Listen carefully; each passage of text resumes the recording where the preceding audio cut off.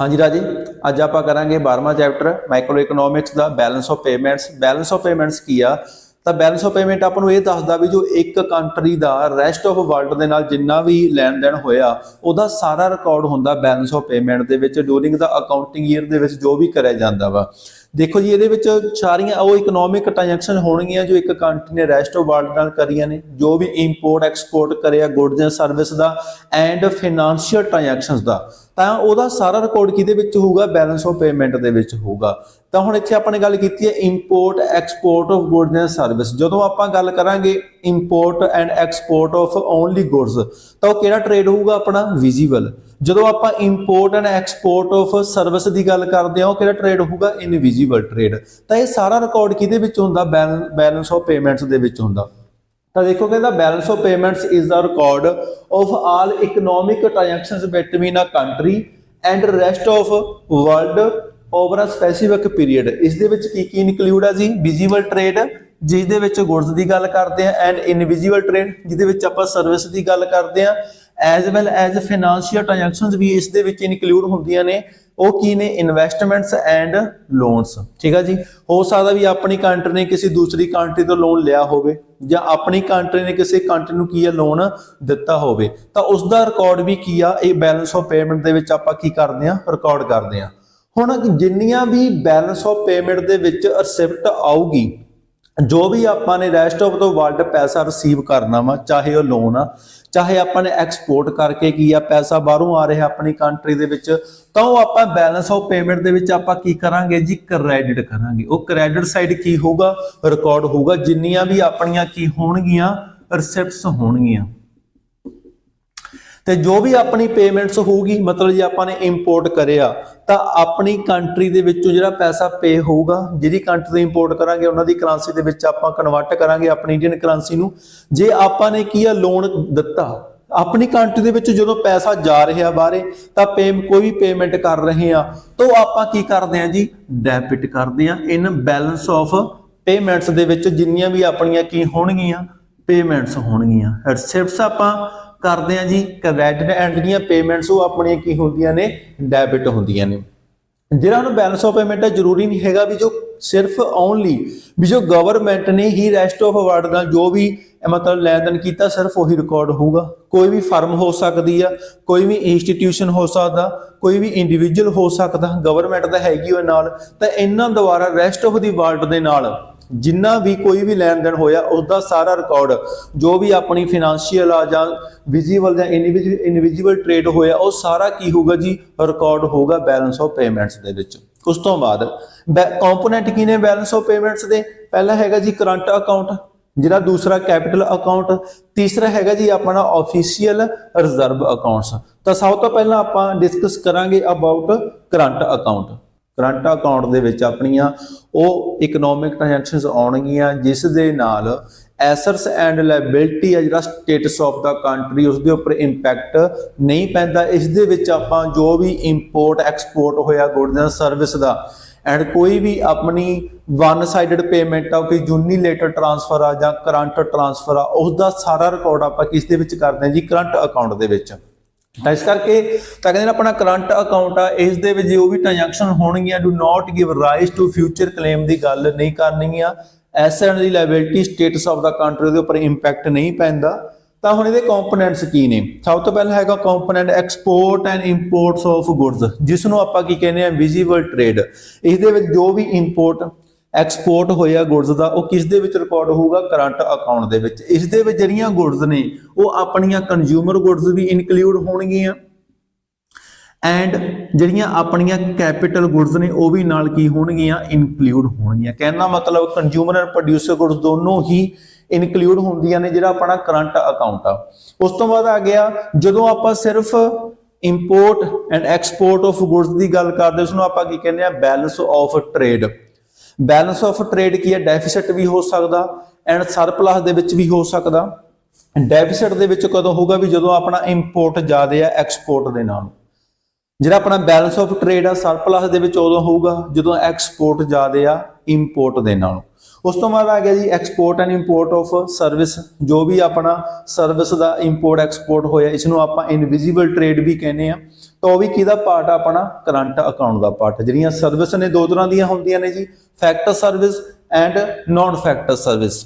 ਉਸ ਤੋਂ ਬਾਅਦ ਆ ਗਿਆ ਜੀ ਆਪਣਾ ਕਰੰਟ ਟ੍ਰਾਂਸਫਰ, ਇਸ ਨੂੰ ਆਪਾਂ ਹੋਰ ਕੀ ਕਹਿੰਦੇ ਆ ਅਕਾਊਂਟ ਨੂੰ, ਟ੍ਰਾਂਸਫਰ ਫॉर ਫ੍ਰੀ। ਮਤਲਬ ਕਹਿਣ ਦਾ ਇਸ ਦੇ ਵਿੱਚ ਉਹ ਸਾਰੀਆਂ ਮਤਲਬ ਜੋ ਵੀ ਰਿਸਿਪਟ ਹੋਈ ਆ, ਜੋ ਵੀ ਆਪਾਂ ਨੇ ਪੇਮੈਂਟ ਕਰੀ ਆ, ਉਹ ਯੂਨੀਲੇਟਰਲ ਟ੍ਰਾਂਸਫਰ ਹੋਗੀ, ਵਨ ਸਾਈਡਡ ਪੇਮੈਂਟ ਹੋਗੀ, ਠੀਕ ਹੈ ਜੀ। ਜਿਵੇਂ ਕੋਈ ਗਿਫਟ ਹੋ ਗਿਆ, ਕੋਈ ਵੀ ਗ੍ਰਾਂਟਸ ਹੋ ਗਈ, ਤਾਂ ਉਸ ਤੋਂ ਬਾਅਦ ਜੇ ਕੋਈ ਆਪਣੀ ਜਿਹੜੀ ਫੈਮਿਲੀ ਦਾ ਜਿਹੜੇ ਆਪਣੀ ਕੰਟਰੀ ਰੈਜ਼ੀਡੈਂਟਸ ਨੇ ਬਾਹਰ ਜਾ ਕੇ ਕੀ ਆ ਸੈਟਲ ਹੋਏ ਨੇ, ਉਹਨਾਂ ਨੇ ਆਪਣੀ ਕੋਈ ਫੈਮਿਲੀ ਨੂੰ ਜਿਹੜਾ ਪੈਸਾ ਭੇਜਿਆ ਉਧਰੋਂ, ਤਾਂ ਉਹ ਵੀ ਕਿਹਦਾ ਪਾਰਟ ਹੋਊਗਾ, ਕਰੰਟ ਟ੍ਰਾਂਸਫਰ ਦਾ। ਇਹ ਤਿੰਨੋਂ ਜਿਹੜੇ ਮੇਨ ਕੰਪੋਨੈਂਟ ਨੇ ਕਿਸ ਦੇ ਵਿੱਚ ਇਨਕਲੂਡ ਹੁੰਦੇ ਨੇ ਜੀ, ਕਰੰਟ ਅਕਾਊਂਟ ਦੇ ਵਿੱਚ। ਉਸ ਤੋਂ ਬਾਅਦ ਹੈਗਾ ਜੀ ਕੈਪੀਟਲ ਅਕਾਊਂਟ। ਕੈਪੀਟਲ ਅਕਾਊਂਟ ਦੇ ਵਿੱਚ ਉਹ ਸਾਰੀਆਂ ਇਕਨੋਮਿਕ ਟ੍ਰਾਂਜੈਕਸ਼ਨਸ ਆਉਣਗੀਆਂ ਜਿਸ ਦੇ ਨਾਲ ਐਸਰ ਜਿਹੜੀ ਲਾਇਬਿਲਿਟੀ ਆਪਣੀ ਕੰਟਰੀ ਦੀ ਉਹ ਕੀ ਹੋਊਗੀ, ਇੰਪੈਕਟ ਹੋਊਗੀ, ਉਸ ਦੇ ਉੱਪਰ ਇੰਪੈਕਟ ਪਊਗਾ। ਤਾਂ ਕਹਿੰਦੇ capital account transactions lead to future claim. ਮਤਲਬ ਕਹਿੰਦਾ ਜੀ ਹੁਣ ਆਪਾਂ ਨੇ ਲੋਨ ਲਿਆ ਤਾਂ ਆਪਣੇ ਰਿਟਰਨ ਵੀ ਕਰਨਾ, ਤਾਂ ਆਪਣੀ ਕੰਟਰੀ ਦੀ ਕੀ ਬਣ ਜੂਗੀ, ਲਾਇਬਿਲਿਟੀ ਬਣ ਜੂਗੀ, ਠੀਕ ਹੈ ਜੀ। ਜੇ ਆਪਾਂ ਨੇ ਲੋਨ ਦਿੱਤਾ, ਠੀਕ ਹੈ ਜੀ, ਤਾਂ ਉਸ ਦੂਸਰੀ ਕੰਟਰੀ ਜਾ ਰਿਹਾ ਤਾਂ ਉੱਥੇ ਆਪਣੀ ਕੀ ਆ, ਐਸਟ ਕ੍ਰੀਏਟ ਹੋਊਗੀ। ਤਾਂ ਉਸ ਤੋਂ ਬਾਅਦ ਆ ਗਿਆ ਜੀ ਕੰਪੋਨੈਂਟ ਕੀ ਨੇ ਕੈਪੀਟਲ ਅਕਾਊਂਟ ਦੇ। ਪਹਿਲਾ ਆ ਗਿਆ ਜੀ ਆਪਣਾ ਬੋਰੋਇੰਗ। ਹੁਣ ਜੀ ਇੱਕ ਇਹਦੇ ਵਿੱਚ ਹੋਰ ਮੇਨ ਪੁਆਇੰਟ ਆ, ਹੁਣ ਆਪਾਂ ਨੇ ਕੈਪੀਟਲ ਅਕਾਊਂਟ ਪੜ੍ਹਿਆ ਤਾਂ ਇੱਥੇ ਆਪਾਂ ਨੇ ਕਨਫਿਊਜ਼ਨ ਨਹੀਂ ਹੋਣਾ ਵੀ ਜੇ ਕੈਪੀਟਲ ਗੁੱਡਸ ਨੇ ਉਹ ਆਪਣੀਆਂ ਕੈਪੀਟਲ ਅਕਾਊਂਟ ਦੇ ਵਿੱਚ ਰਿਕਾਰਡ ਹੋਣਗੀਆਂ। ਇਸ ਦੇ ਵਿੱਚ ਓਨਲੀ ਫਾਈਨੈਂਸ਼ੀਅਲ ਟ੍ਰਾਂਜੈਕਸ਼ਨ ਦੀ ਗੱਲ ਕਰਦੇ ਹਾਂ ਆਪਾਂ, ਜੋ ਵੀ ਗੁੱਡਸ ਜਾਂ ਸਰਵਿਸ ਨੇ, ਚਾਹੇ ਆਪਣੀਆਂ ਗੁੱਡਸ ਕੰਜ਼ਿਊਮਰ ਨੇ ਚਾਹੇ ਕੈਪੀਟਲ ਨੇ, ਉਹ ਸਿਰਫ ਕਿਹਦੇ ਵਿੱਚ ਇਨਕਲੂਡ ਹੋਣਗੀਆਂ, ਕਰੰਟ ਅਕਾਊਂਟ 'ਚ ਇਨਕਲੂਡ ਹੋਣਗੀਆਂ।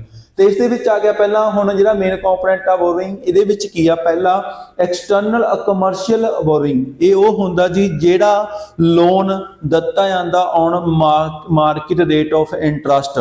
ਜਿਹੜਾ ਆਪਾਂ ਇੰਟਰਨੈਸ਼ਨਲ ਮਨੀ ਮਾਰਕੀਟ ਦੀ ਗੱਲ ਕਰੀਏ ਵੀ ਜਦੋਂ ਕੰਟਰੀ ਜੋ ਮਾਰਕੀਟ ਦੇ ਵਿੱਚ ਇੰਟਰਸਟ ਆ, ਜੋ ਆਪਣਾ ਇੰਟਰਨੈਸ਼ਨਲ ਮਨੀ ਮਾਰਕੀਟ ਆ, ਉਸ ਦੇ ਅਕੋਰਡਿੰਗ ਜਿਹੜਾ ਲੋਨ ਦਿੱਤਾ ਜਾਂਦਾ। ਜਿਹੜਾ ਹੁੰਦਾ ਜੀ ਐਕਸਟਰਨਲ ਅਸਿਸਟੈਂਸ, ਇਹ ਜਿਹੜਾ ਲੋਨ ਦਿੱਤਾ ਜਾਂਦਾ ਵਾ ਲੈਸ ਦੈਨ ਜਿਹੜਾ ਮਾਰਕੀਟ ਰੇਟ ਇੰਟਰਸਟ ਆ ਉਸ ਦੇ ਨਾਲੋਂ ਕੀ ਆ, ਘੱਟ ਤੇ ਜਿਹੜਾ ਇੰਟਰਸਟ ਰੇਟ ਕੀ ਆ ਪ੍ਰੋਵਾਈਡ ਕੀਤਾ ਜਾਂਦਾ। ਉਸ ਤੋਂ ਬਾਅਦ ਆ ਗਿਆ ਜੀ ਫੋਰਨ ਇਨਵੈਸਟਮੈਂਟ। ਇਹਦੇ ਵਿੱਚੋਂ ਦੋ ਆਪਣੀ ਇਨਵੈਸਟਮੈਂਟ ਦੀ ਗੱਲ ਹੋ ਰਹੀ ਆ, portfolio investment the and FDI, ਜਿਸ ਨੂੰ ਆਪਾਂ ਕੀ ਕਹਿੰਦੇ ਆ, ਫੋਰਨ ਡਾਇਰੈਕਟ ਇਨਵੈਸਟਮੈਂਟ। ਇਹਨਾਂ ਨੂੰ ਵੀ ਆਪਾਂ ਡਿਟੇਲ ਚ ਕਰਾਂਗੇ ਜੀ। ਇਸ ਤੋਂ ਬਾਅਦ ਇਹਦੇ ਆਪਣੇ ਹੋਰ ਅਦਰ ਕੰਪੋਨੈਂਟ ਨੇ ਜਿਹੜੇ ਕੈਪੀਟਲ ਅਕਾਊਂਟ ਦਾ ਕੀ ਆ, ਮੇਨ ਪਾਰਟ ਨੇ। ਆਪਾਂ ਨੇ ਕਰੀ ਸੀ ਜਿਹੜੀ ਆਪਣੀ ਇਨਵੈਸਟਮੈਂਟ ਆ ਦੋ ਤਰ੍ਹਾਂ ਦੀ ਆ, portfolio investment and FDI, foreign direct investment. ਜੋ ਪੋਰਟਫੋਲੀਓ ਇਨਵੈਸਟਮੈਂਟ ਆ ਇਹ ਜਿਹੜੀ ਆਪਾਂ ਕਰਦੇ ਆ ਸ਼ੇਅਰਸ ਐਂਡ ਬੌਂਡਸ ਦੇ ਵਿੱਚ, ਉਹਦੀ ਗੱਲ ਕਰਦੀ ਆ। ਤਾਂ ਦੇਖੋ ਕਹਿੰਦੇ ਜਿਹੜੀ ਆਪਣੀ ਪੋਰਟਫੋਲੀਓ ਇਨਵੈਸਟਮੈਂਟ ਆ basically refers to foreign institutional investment. It is investment by the rest of world in shares and bonds of domestic companies. FDI ਕੀ ਆ, ਫੋਰਨ ਡਾਇਰੈਕਟ ਇਨਵੈਸਟਮੈਂਟ। ਇਹ ਕਿਹਨਾਂ ਰਿਲੇਟ ਕਰਦੀ ਆ, relates to ownership of enterprises in the domestic economy by the rest of the world. ਜਿਵੇਂ ਇਹਦੀ example ਕੀ ਆ, Walmart stores in India. ਉਸ ਤੋਂ ਬਾਅਦ ਆ ਗਿਆ ਅਦਰ ਕੰਪੋਨੈਂਟ ਕੀ ਨੇ ਕੈਪੀਟਲ ਅਕਾਊਂਟ ਦੇ, NRI ਡਿਪੋਜ਼ਿਟਸ। NRI ਡਿਪੋਜ਼ਿਟਸ ਜਿਵੇਂ ਆਪਣੀ ਕੰਟਰੀ ਦਾ ਕੋਈ ਰੈਜ਼ੀਡੈਂਟ ਬਾਹਰੇ ਗਏ ਨੇ, ਉਧਰ ਸੈਟਲ ਹੋਏ ਨੇ ਜਾ ਕੇ, ਉਹ ਆਪਣੀ ਫੈਮਿਲੀ ਨੂੰ ਪੈਸਾ ਭੇਜਦੇ ਨੇ, ਤਾਂ ਉਹਨਾਂ ਦਾ ਜਿਹੜਾ ਉਹ ਇਨਕਲੂਡ ਹੋਊਗਾ ਪੈਸਾ, ਉਹ ਕਰੰਟ ਅਕਾਊਂਟ ਦੇ ਵਿੱਚ ਹੋਊਗਾ ਕਿਉਂਕਿ ਉਹ ਕਰੰਟ ਟ੍ਰਾਂਸਫਰ ਆ। ਓਨਲੀ ਕੈਪੀਟਲ ਅਕਾਊਂਟ ਦੇ ਵਿੱਚ ਜਿਹੜਾ ਆਪਣਾ NRI ਡਿਪੋਜ਼ਿਟਸ ਨੇ ਉਹੀ ਸਿਰਫ ਆਪਾਂ ਕੀ 'ਚ ਇਨਕਲੂਡ ਕਰਾਂਗੇ, ਇਨ ਜਿਹੜਾ ਆਪਣਾ ਕੈਪੀਟਲ ਅਕਾਊਂਟ ਆ। ਉਸ ਤੋਂ ਬਾਅਦ ਆ ਗਿਆ ਜੀ ਬੈਂਕਿੰਗ ਕੈਪੀਟਲ, ਤੇ ਉਸ ਤੋਂ ਬਾਅਦ ਆ ਗਿਆ ਸ਼ਾਰਟ ਟਰਮ ਟ੍ਰੇਡ ਕ੍ਰੈਡਿਟ, ਜਿਹੜਾ ਮੇਨ ਕਿਹਦਾ ਪੈਟਰਨ ਹੈ ਆਪਣਾ ਕੈਪੀਟਲ ਅਕਾਊਂਟ ਦਾ। ਇਸ ਦੇ ਵਿੱਚ banking capital other than NRI deposits. ਜਿਹੜਾ ਆਪਣਾ ਅਨਦਰ ਕੰਪੋਨੈਂਟ ਆ short term trade credit. Short term trade credit ਦਾ ਮਤਲਬ ਕੀ ਆ ਵੀ ਜਦੋਂ ਆਪਾਂ ਇੰਪੋਰਟ ਐਕਸਪੋਰਟ ਕਰਦੇ ਆ ਔਨ ਕ੍ਰੈਡਿਟ, ਵੀ ਆਪਾਂ ਨੇ ਮੰਨ ਲਓ ਇੰਪੋਰਟ ਕੀਤਾ ਔਨ ਕ੍ਰੈਡਿਟ, ਆਪਾਂ ਇਮੀਡੀਏਟ ਪੇਮੈਂਟ ਨਹੀਂ ਕਰਾਂਗੇ, ਤਾਂ ਆਪਾਂ ਕੀ ਆ ਪੇਮੈਂਟ ਕੁਝ ਸਮੇਂ ਬਾਅਦ ਕਰਾਂਗੇ, ਤਾਂ ਉਹ ਕੀ ਇੱਕ ਤਰ੍ਹਾਂ ਦਾ ਸ਼ਾਰਟ ਟਰਮ ਟ੍ਰੇਡ ਕ੍ਰੈਡਿਟ ਆ। ਉਹ ਵੀ ਆਪਾਂ ਕਿਸ ਦੇ ਵਿੱਚ ਰਿਕਾਰਡ ਕਰਾਂਗੇ, ਇਨ ਜਿਹੜਾ ਆਪਣਾ ਕੈਪੀਟਲ ਅਕਾਊਂਟ ਆ। ਉਸ ਤੋਂ ਬਾਅਦ ਆ ਗਿਆ ਜੀ ਆਫੀਸ਼ੀਅਲ ਰਿਜ਼ਰਵ ਅਕਾਊਂਟ। ਜਿੰਨੀਆਂ ਵੀ ਇਹ ਜਿਹੜਾ ਆਪਣਾ ਮੇਨ ਅਕਾਊਂਟ ਆ ਇਹ ਹੈਂਡਲ ਕਿਹਦੇ ਦੁਆਰਾ ਕਰਿਆ ਜਾਂਦਾ ਵਾ, RBI ਦੁਆਰਾ। ਤੇ ਉਸ ਤੋਂ ਬਾਅਦ ਜਿੰਨੀਆਂ ਵੀ ਜਿਹੜੀਆਂ ਆਪਣੀਆਂ ਫੋਰੈਕਸ ਟ੍ਰਾਂਜੈਕਸ਼ਨ ਨੇ ਇਨ ਕੰਟਰੀ ਦੇ ਵਿੱਚ ਰੂਟਡ ਕਿਹਦੇ ਦੁਆਰਾ ਹੋਣਗੀਆਂ, ਕਿਹਦੇ ਥਰੂ ਹੋਣਗੀਆਂ, RBI ਦੇ ਥਰੂ। ਜਦੋਂ ਆਪਣਾ balance of payment the overall ਜਿਹੜਾ ਬੈਲੈਂਸ ਆ ਪੋਜ਼ਿਟਿਵ ਹੋਊਗਾ, ਤਾਂ ਜਿਹੜਾ ਆਪਣਾ ਆਫੀਸ਼ੀਅਲ ਰਿਜ਼ਰਵ ਅਕਾਊਂਟ ਕੀ ਹੋਊਗਾ, ਇਨਕਰੀਜ਼ ਹੋਊਗਾ। ਜੇ ਆਪਣਾ ਓਵਰਆਲ ਬੈਲੈਂਸ ਆਫ ਜਿਹੜਾ ਬੈਲੈਂਸ ਆਫ ਪੇਮੈਂਟ ਆ ਉਹ ਨੈਗੇਟਿਵ ਆ, ਇਨ ਕੇਸ ਜਿਹੜਾ ਆਪਣਾ ਆਫੀਸ਼ੀਅਲ ਰਿਜ਼ਰਵ ਅਕਾਊਂਟ ਆ ਉਹ ਕੀ ਹੋਊਗਾ, ਡਿਕਰੀਜ਼ ਹੋਊਗਾ। ਜੇ ਆਪਾਂ ਪਾਰਟ ਮੰਨ ਕੇ ਚੱਲਦੇ ਹਾਂ ਆਫੀਸ਼ੀਅਲ ਰਿਜ਼ਰਵ ਅਕਾਊਂਟ ਨੂੰ, ਕੈਪੀਟਲ ਅਕਾਊਂਟ ਦਾ ਜਿਹੜਾ ਆਪਣਾ ਬੈਲੈਂਸ ਆਫ ਪੇਮੈਂਟ ਕੀ ਹੁੰਦਾ, ਹਮੇਸ਼ਾ ਬੈਲੈਂਸ ਹੀ ਹੁੰਦਾ। ਤਾਂ ਮੇਨ ਉਸ ਦੇ ਲਈ ਇਹ ਰੋਲ ਪਲੇ ਕਰਦਾ ਜਿਹੜਾ ਆਪਣਾ ਆਫੀਸ਼ੀਅਲ ਰਿਜ਼ਰਵ ਅਕਾਊਂਟ ਆ ਤੇ ਜਿਹੜਾ ਆਪਣਾ ਬੈਲੈਂਸ ਆਫ ਟ੍ਰੇਡ ਆ ਤੇ ਬੈਲੈਂਸ ਆਫ ਪੇਮੈਂਟ ਦੇ ਵਿੱਚ ਡਿਫਰੈਂਸ ਕੀ ਆ। ਜਿਹੜਾ ਆਪਣਾ ਬੈਲੈਂਸ ਆਫ ਟ੍ਰੇਡ ਆ, ਬੈਲੈਂਸ ਆਫ ਪੇਮੈਂਟ ਦੇ ਨਾਲ ਜਿਹੜਾ ਆਪਣਾ ਕਨਸੈਪਟ ਆ ਬੈਲੈਂਸ ਆਫ ਟ੍ਰੇਡ ਦਾ, ਉਹ ਕੀ ਆ, ਸਮਾਲਰ ਆ। ਕਿਉਂਕਿ ਬੈਲੈਂਸ ਆਫ ਟ੍ਰੇਡ ਦੇ ਵਿੱਚ ਓਨਲੀ ਆਪਾਂ ਕਿਸ ਦੀ ਗੱਲ ਕਰਦੇ ਆ, ਗੁੱਡਸ ਦੀ। ਤੇ ਆਪਣਾ ਡੈਫਿਸਿਟ ਵੀ ਹੋ ਸਕਦਾ ਐਂਡ ਸਰਪਲਸ ਦੇ ਵਿੱਚ ਵੀ ਹੋ ਸਕਦਾ, ਜਿਵੇਂ ਆਪਣੇ ਪਹਿਲਾਂ ਕਰਿਆ ਸੀ। ਤੇ ਜਿਹੜਾ ਆਪਣਾ ਬੈਲੈਂਸ ਆਫ ਪੇਮੈਂਟ ਆ, ਇਹ ਵਾਈਡਰ ਕਨਸੈਪਟ ਆ ਇਸ ਦੇ ਨਾਲੋਂ, ਬੈਲੈਂਸ ਆਫ ਟ੍ਰੇਡ ਦੇ ਨਾਲ, ਕਿਉਂਕਿ ਇਸ ਦੇ ਵਿੱਚ ਆਪਾਂ ਗੁੱਡਸ ਵੀ ਆ ਜਾਂਦੀਆਂ ਨੇ, ਨਾਲ ਆਪਣੀਆਂ ਕੀ ਆ ਜਾਂਦੀਆਂ ਨੇ, ਸਰਵਿਸ ਵੀ ਆ ਜਾਂਦੀਆਂ ਨੇ। ਕਹਿਣ ਦਾ ਮਤਲਬ ਆਪਣਾ ਓਵਰਆਲ ਜਿੰਨੀਆਂ ਵੀ goods and service financial transaction ਹੋਈਆਂ ਨੇ ਉਹ ਬੈਲੈਂਸ ਆਫ ਪੇਮੈਂਟ ਦੇ ਵਿੱਚ ਹੁੰਦੀਆਂ ਨੇ। ਜਿਹੜਾ ਆਪਣਾ ਬੈਲੈਂਸ ਆਫ ਪੇਮੈਂਟਸ ਉਹ ਕੰਪਲੀਟ ਰਿਕਾਰਡ ਆ। ਤਾਂ ਇਸ ਕਰਕੇ ਤੋਂ ਆਪਾਂ ਸਾਰੀ ਜੋ ਵੀ ਇਨਫੋਰਮੇਸ਼ਨ ਲੈਣੀ ਹੈ ਆਪਣੀ ਕੰਟਰੀ ਬਾਰੇ, ਦਾ ਰੈਸਟ ਆਫ ਵਰਲਡ ਨਾਲ ਕਿਸ ਤਰ੍ਹਾਂ ਦਾ ਰਿਲੇਸ਼ਨ ਆਪਾਂ ਨੂੰ ਬੈਲੈਂਸ ਆਫ ਪੇਮੈਂਟਸ ਤੋਂ ਪਤਾ ਲੱਗੂਗਾ। ਇਹ ਸਿਰਫ ਕਿਹਦੀ ਗੱਲ ਕਰਦਾ, ਓਨਲੀ ਗੁੱਡਸ ਦੀ। ਦਾ ਇੱਕ ਬੈਲੈਂਸ ਆਫ ਟ੍ਰੇਡ ਕੀ ਹੈ, ਇੱਕ ਪਾਰਟ ਆ ਕਿਹਦਾ, ਬੈਲੈਂਸ ਆਫ ਪੇਮੈਂਟ ਦਾ। ਉਮੀਦ ਕਰਦੇ ਹਾਂ ਜੀ ਅੱਜ ਦੇ ਕਨਸੈਪਟ ਕਲੀਅਰ ਹੋ ਗਏ ਹੋਣਗੇ ਜੀ।